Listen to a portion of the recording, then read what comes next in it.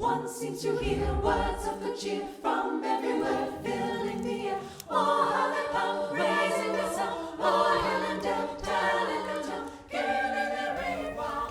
Good evening, Dublin. I'm Rory Cowan, and welcome back to the Mansion House.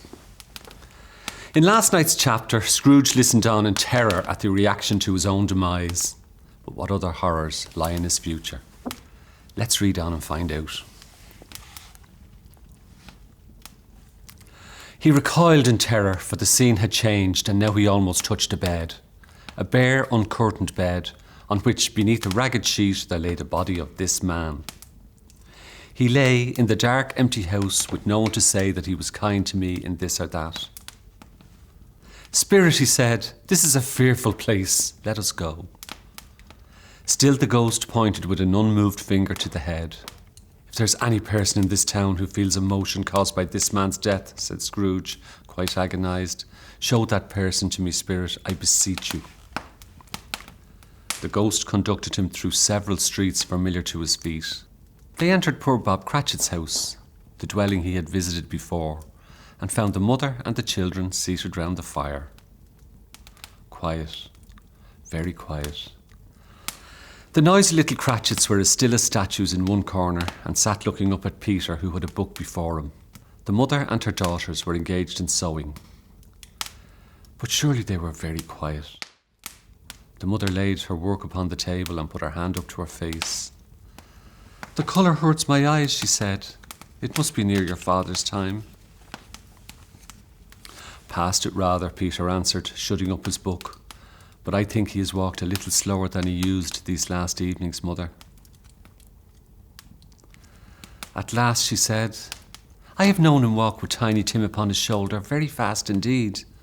But he was very light to carry, and his father loved him so, that it was no trouble, no trouble. And there's your father at the door.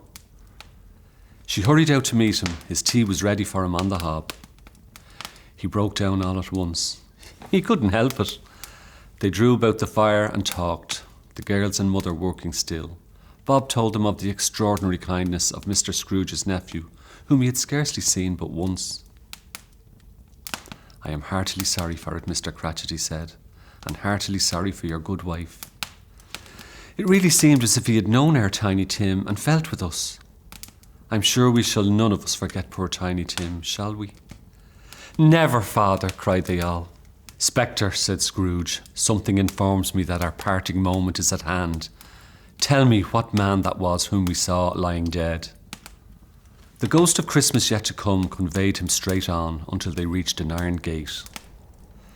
A churchyard.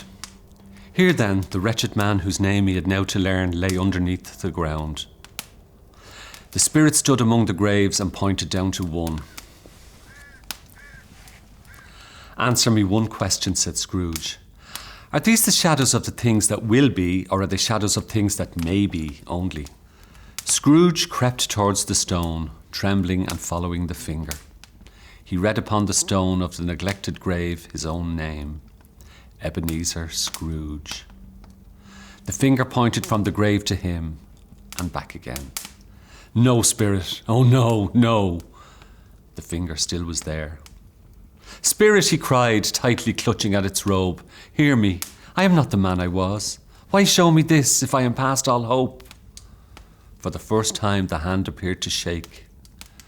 Good Spirit, he pursued, I will honour Christmas in my heart and try to keep it all the year. I will live in the past, the present and the future. The spirits of all three shall strive within me. I will not shut out the lessons that they teach. Oh, tell me I may sponge away the writing on this stone. In his agony he caught the spectral hand. The phantom's hood and dress shrunk, collapsed, and dwindled down into a bedpost. That's all for tonight. Come back tomorrow to see what happens.